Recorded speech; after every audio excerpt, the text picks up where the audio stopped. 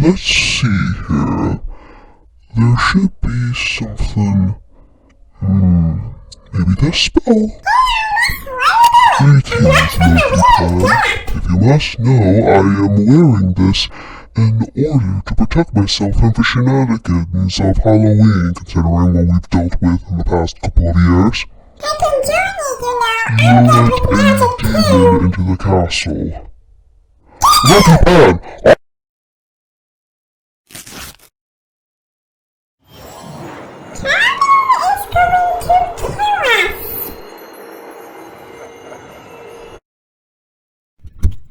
Loki? Artemis? Where have those two gone? We've got Halloween to do. What is that? Ah!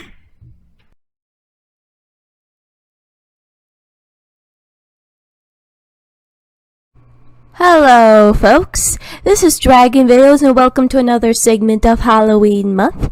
But first things first, I better get into costume. Aspinagia! Ah, much better. Now, if only my familiars will come in. Artemis and Loki are dealing with a list right now, and Cinnamon is... Oh! Here she comes, right out now! Aspinagia!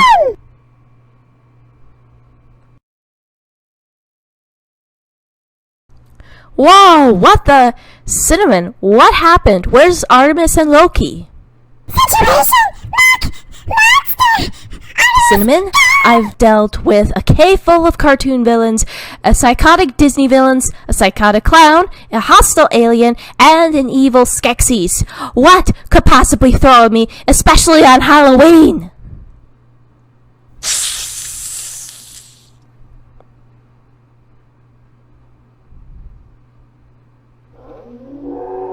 Oh. In that case, since you put it that way, run!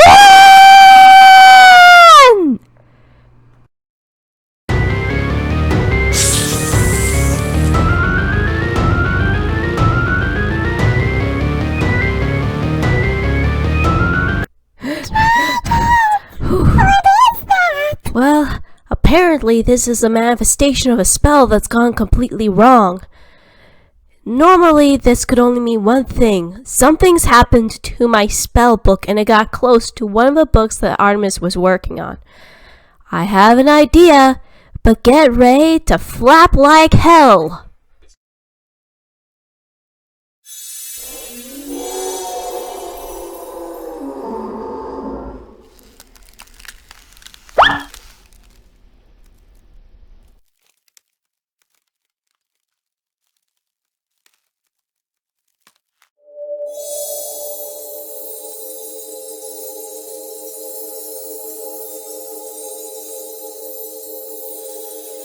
Yep, I thought as much.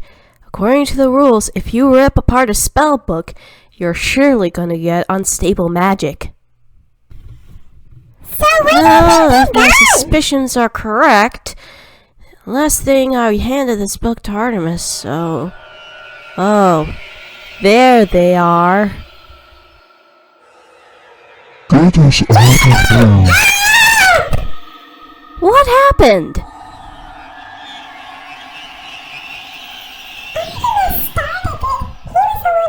Alright, enough!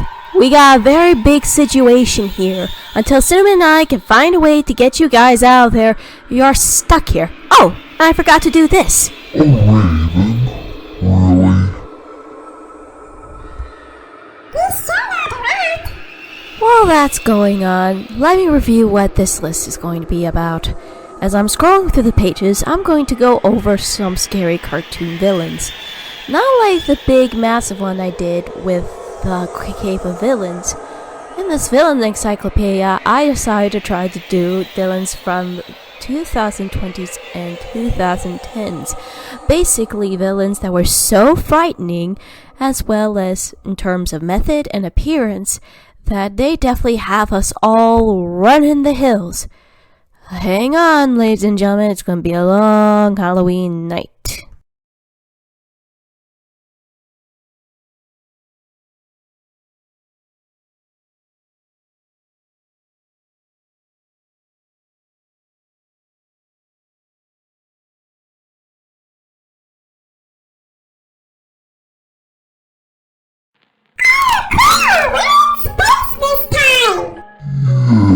Yes, the last time we did that was when we were facing off with space anime villains. This cannot be good.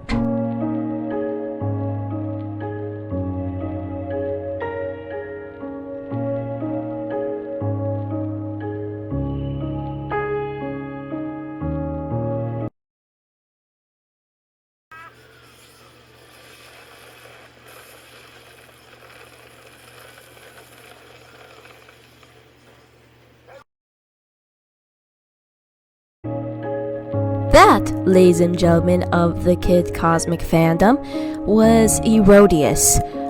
Basically a planet killer that is literally a planet. I put it at number 10 because it was a little disappointing that we didn't go much deeper into the villain, but the fact that the way it kills the planet is pretty terrifying. Not only that, but what makes this number 10 villain such a terrifying cartoon character is the fact that it has a worshipping fan. The man-child, which I would love to see destroyed in Season 3 of Kid Cosmic, is Phantos. A fanboy who is capable of damage, but at the same time, well...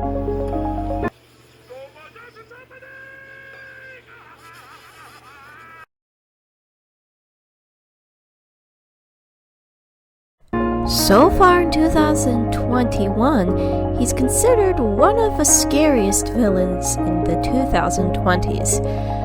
Now, the appearance may come off as a little disappointing at times. The way it destroys the planets by simply passing them and allowing its gravitational pull to destroy these planets is definitely terrifying and somewhat scientifically accurate. This villain is definitely one that's not to sneeze at, despite the fact that it can't talk.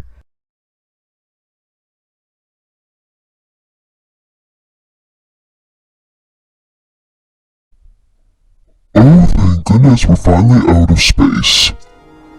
Ugh, still got space dust stuck in my ear.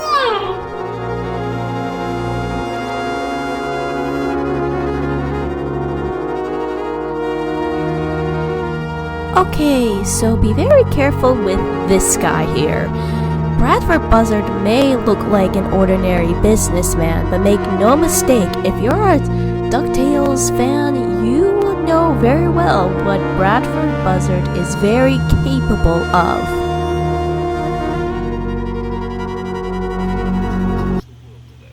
Without the world, larceny against. The pieces are finally in place. I've got to come out of the shadows, take control, and end Clan McDuck. If the McDuck family wants an adventure, we'll give. Outwardly, this guy comes off as this gloomy businessman, but he has a lot of skeletons in his closet. Apparently, he's secretly related to a very famous adventurer.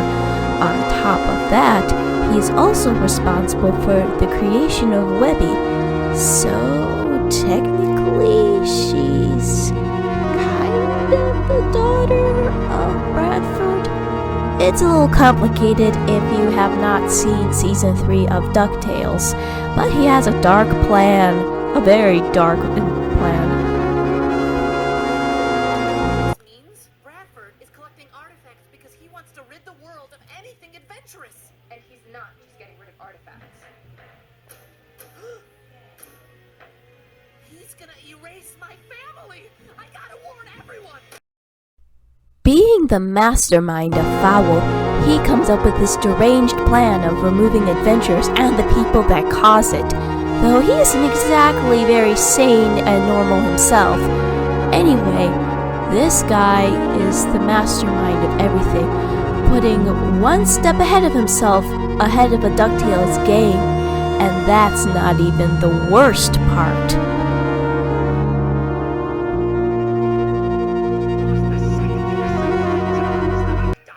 Adventure is in our blood. It binds our family together, and nothing can tear us apart.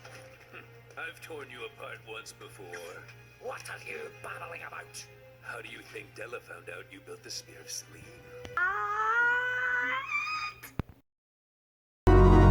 You heard right, ladies and gentlemen. Bradford Buzzard is the whole reason why this series started. He was the reason why Della was in space. He was the reason why Della was stuck up in the moon. He was the reason why Scrooge quit adventuring almost completely and left him broke, both financially, emotionally, and spiritually. And here's the worst part that tops it all off.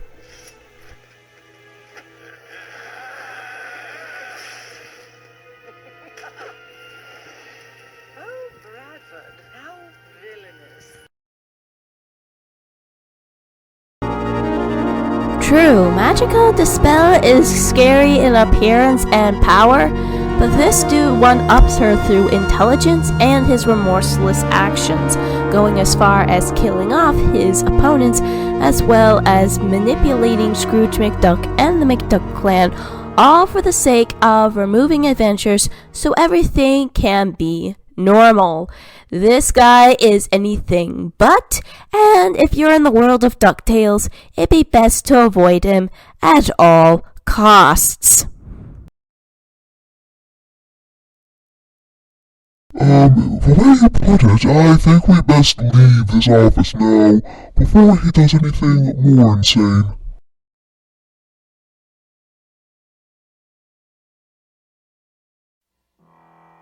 If you think Hordak was scary, think again. Apparently, when you are introduced to Horde Prime at Season 4, and of course Season 5, you're in for a world of unrelenting nightmares. One of the things that makes him so terrifying is his appearance. Plus, with the help of a voice actor, this once anonymous feature became to grow into a bigger threat. And yes, there was that whole chip thing, which is why I put it further up on the list. But let's not forget that one of the reasons why he's such a terrifying, if not hated character in She-Ra is the fact of how dangerous his influence is on the galaxy, as well as among his brethren, up to the point where he gets really abusive and is practically a ticking time bomb. If something doesn't go his way or something feels out of whack, he has a very deadly method of doing so.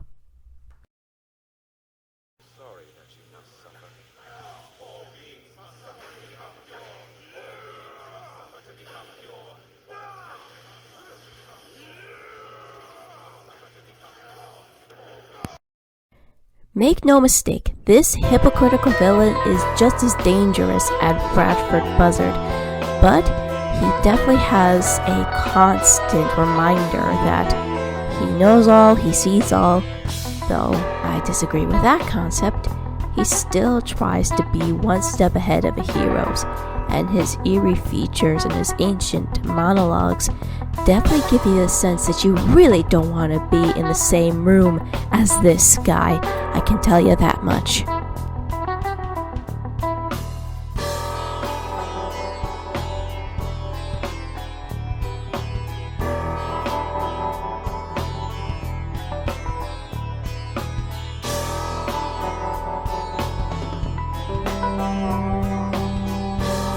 A face we all know and a face we want to forget.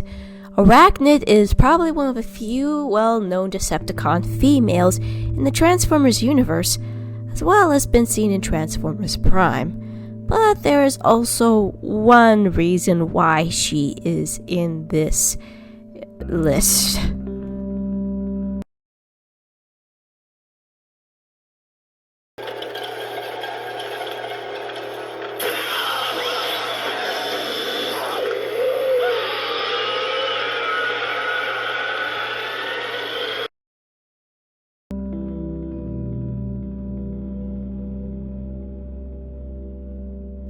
Arachnid is the femme fatale of the Transformers universe, along with the Decepticon faction. Her schemes practically put Starscreams to shame.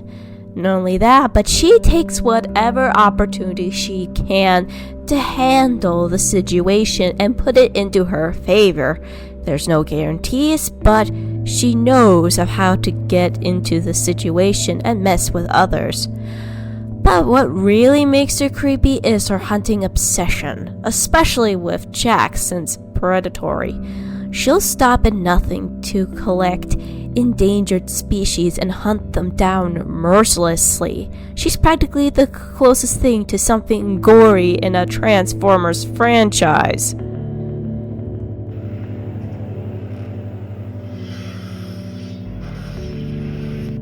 Even to this day, I wouldn't be too surprised if many Transformers fans would always say that Arachnid is probably one of the scariest characters in the Transformers franchise, and also forever haunt our nightmares. But rest assured, there are those that are so much worse than Arachnid.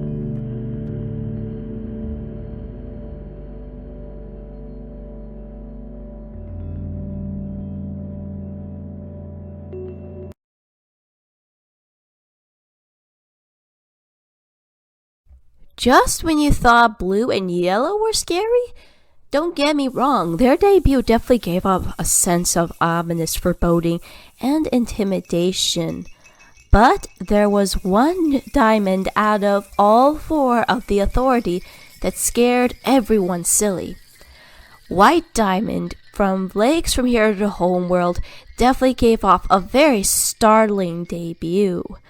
She's beautiful, but at the same time, she's just had that personality that makes you feel like there's arsenic honey somewhere around her pockets. So, as I said before a million times, Change Your Mind definitely was a huge emotional roller coaster.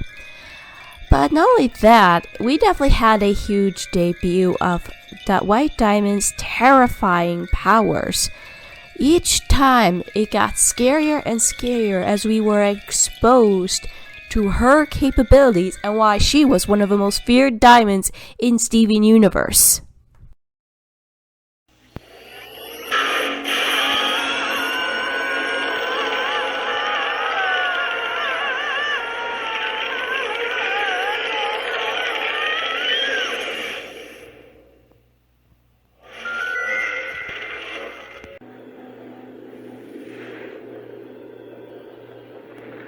Now, Starlight, this has gone on long enough.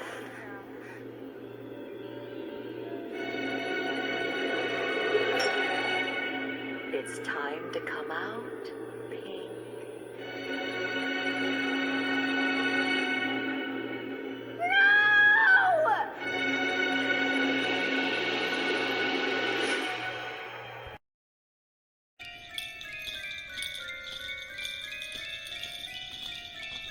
I'm pretty sure Rebecca Sugar would have continued those frightening elements. However, I'm pretty sure some people were also upset at the fact of how that Nightmare Fool slowly was ripped away. But I put her further down on this list because the stuff that she did was still forever haunt the Steven Universe fandom and our minds. I mean, just the sheer thought of losing your individuality, just like in a snap of the fingers, definitely something that all of us would fear the most.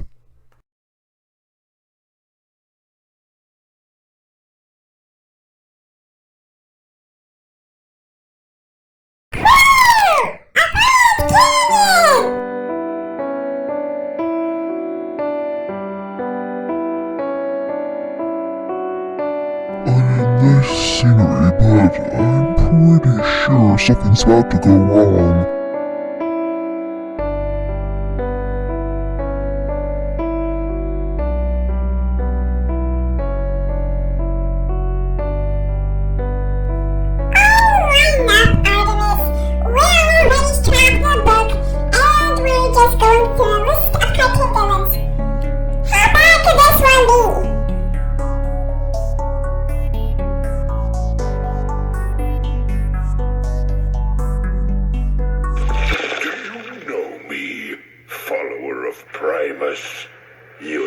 Sometimes I hate you, Loki Pan.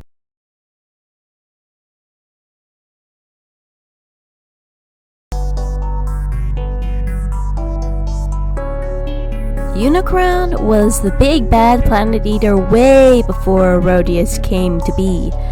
he is beyond terrifying. Even back in G1, he was a living nightmare fuel, eating planets left and right. But in Primeverse, he is actually the living source of planet Earth. And that's not even half of it.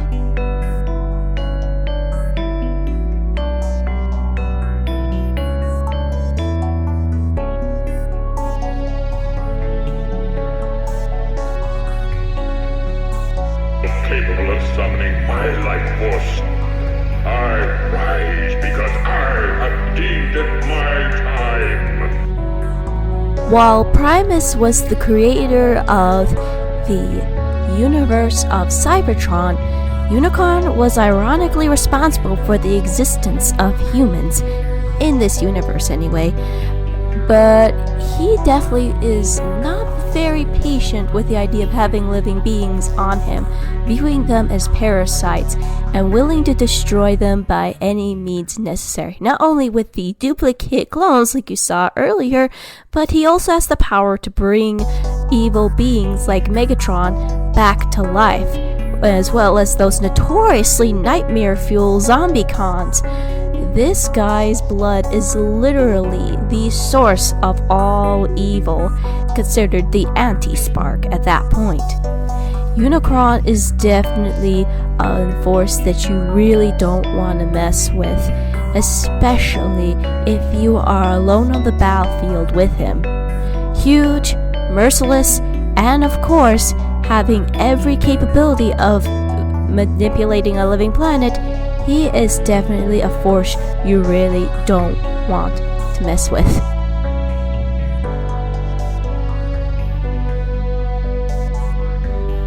Dragon! I found the spell we could use to get Artemis and Loki out of that book, and hopefully save us all from being eaten.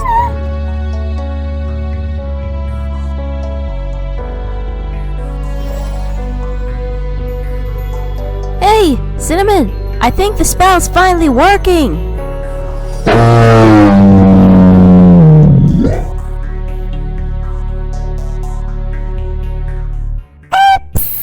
I guess the spell worked a little too well.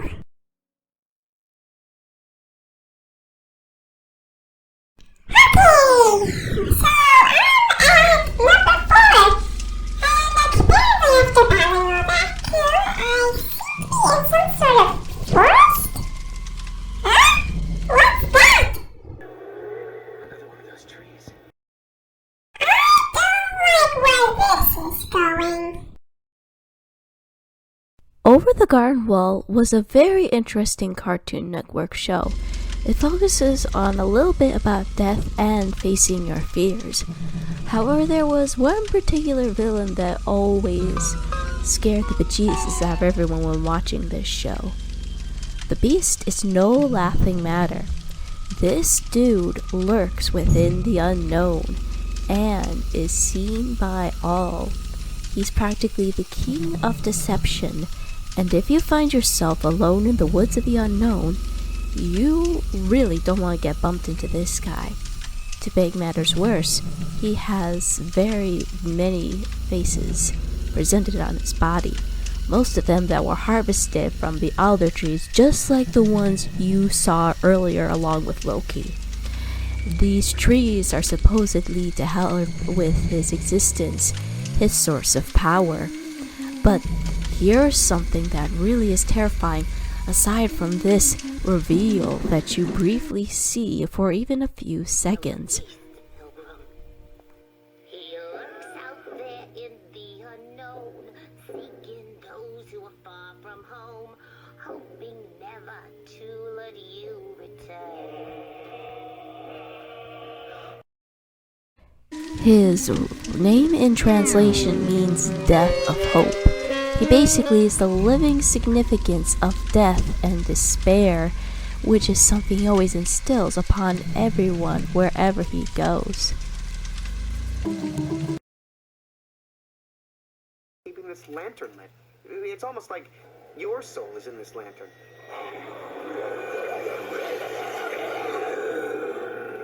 Are you ready to seek full darkness? This dude only has one weakness and one weakness alone. He is obsessed that his power and existence relies on that tiny lamp, and he must always fill it with oil from the spirits that he had tricked and deceived, and making them lose whatever hope they had in order to fulfill his existence and keep his life alive.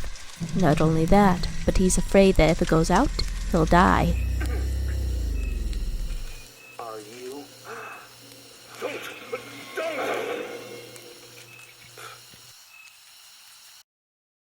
Also, if you hear his songs, you best run, 'cause the beast will get you. He will trick you, and he will use your sorrow and despair to make him whole.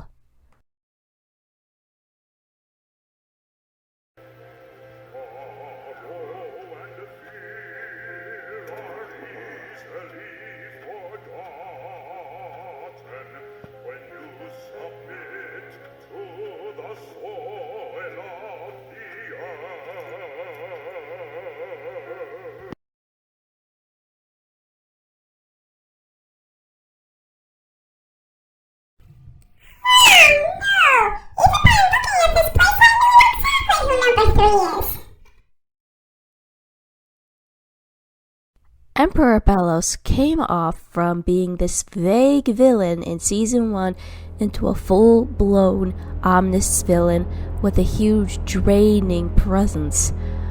Not to make it as a pun or something, but he literally drains things. Anyway, he is the creator of the Coven system 65 years ago.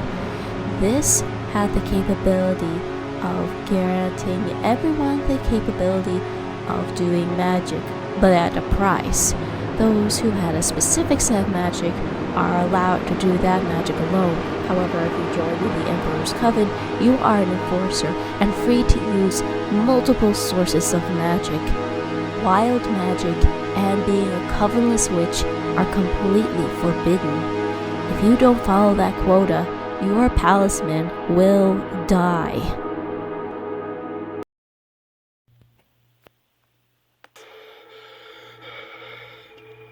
Just a moment, Lilith.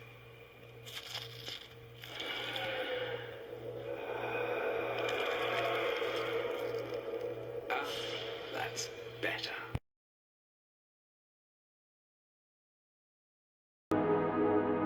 Oh, and trust me, it doesn't get any less scary from there. Further on, we definitely learn about Bellos' condition, and he has his eyes on the castle at all times. Anyone knows he's gone. Oh, good, but wait, my dear viewers. Things get way terrifying from there. Just when you think he couldn't get terrifying, you soon learn about this curse he has been placed upon him.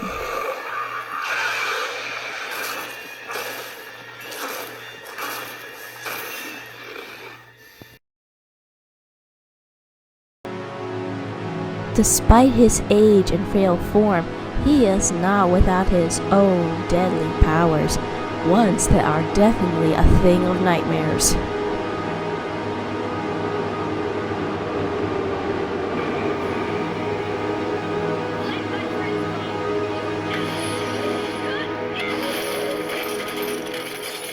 Okay. I'll play.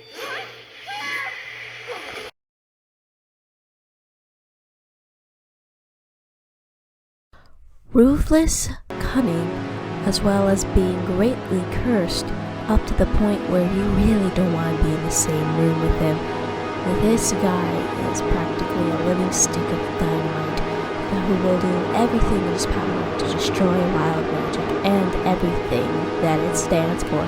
You really don't want to be Ida right now, and there's no telling what the Day of Unity will mean.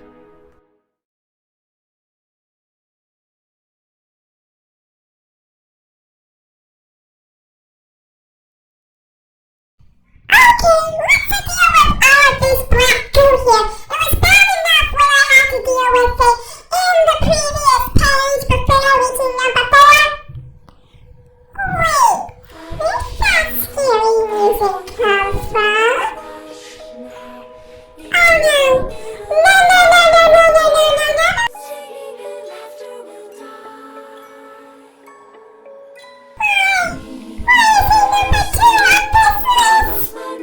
Despite his short time in the appearance, Loki, he definitely has a huge impression on this show, especially from the start of his ambiguous appearance and to a full-blown debut in the 2 episodes that had became.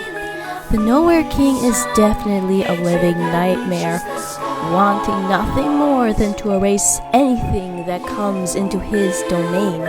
He even goes as far as showing his debut.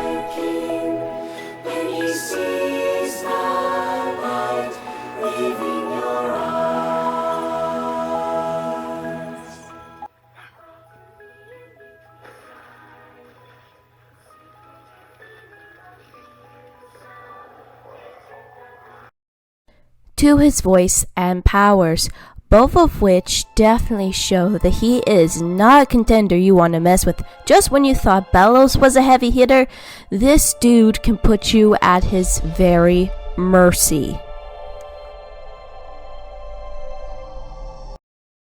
I don't want house guests in the void with me. I'm finished with the 2 of you, so...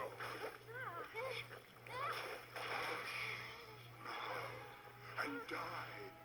Little ones.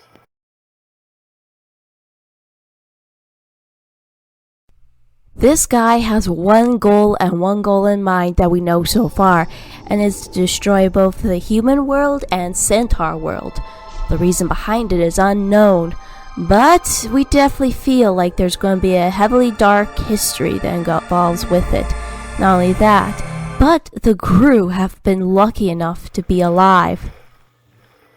You could have just let me go, and perhaps I would have spared you, at least for a little while. Now, die.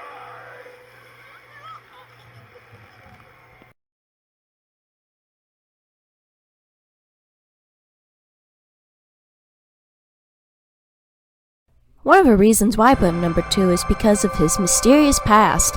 Unlike the other villains who already know have a backstory, this dude has a huge history with this woman. Even though we don't know what it is about them yet, it definitely hints towards the fact that they once had been lovers. How they broke up, it's unknown. But one thing's for certain, the Nowhere King is a thing of nightmares.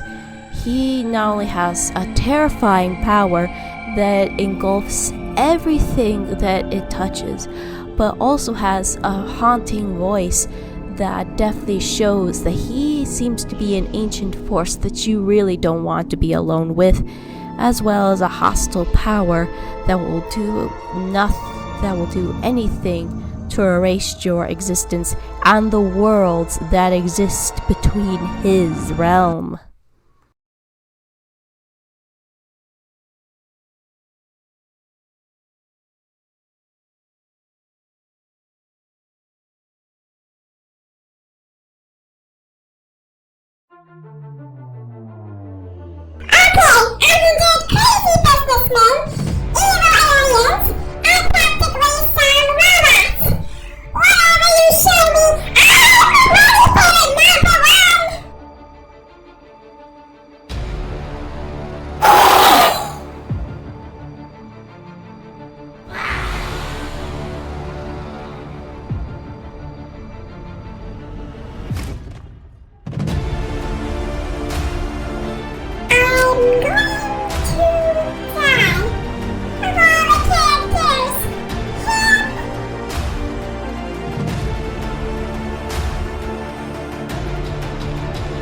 If you were to ask anyone from the Adventure Time fandom of what would be the most disturbing and scariest character of all time, or more specifically in the villains category, the Lich King would win hands down. The Moon probably coming in second, or Ricardio. Anyway, this guy really means business. He's practically the personification of death. He has one impressively huge goal that has been repeating throughout the majority of the series: destroy all life, by whatever means necessary. For a while, he only appeared in a few episodes, but even at that point, even if he were to appear in the shortest amount of time, his zombie-like appearance, his powers, are everything that you can never sneeze at. And what are his powers, you dare ask? Well, he has this insane power of manipulation. He could easily get inside people's heads. Not only that, but one of the things that could also make him terrifying is the fact that he can possess other people's, as you can see here with what had once been Billy the Hero. But one of the biggest reasons where I feel like he is the most terrifying character in both 2010s and 2020s is the fact that no matter how many times Finn and Jake go through this whole entire terrifying process, he always comes back. Even as you saw here in this alternate universe, he tried to come back with a vengeance, trying to destroy all life in that existence and then some. It was almost up to the point where you would even wonder how this guy would even die at this point or never come back again. Thankfully though, the one current King Lich that we knew had turned into a baby that many people had recalled as Sweet Pea. But even by then, Sweet Pea still had some of the remnants of the King Lich when he ever gets into a bad fix, as he had done with the so-called King of Ooh. Not only that, but the one from the other universe took possession or kind of manipulated the spawn of life and death that had happened all those years ago, resulting in the destruction of the original death and destroying the reincarnation process, because he knew how vulnerable this person was, up to the point where he was willing to listen to whatever this guy says. So basically, overall, this guy is the #1 scariest villain in both 2010 and 2020s in this decade. He really is a thing of nightmares, knows how to manipulate others, as well as trying to destroy life, whatever means. So congratulations, Lich King, you win this, and don't worry Loki, I'm gonna get you out right now.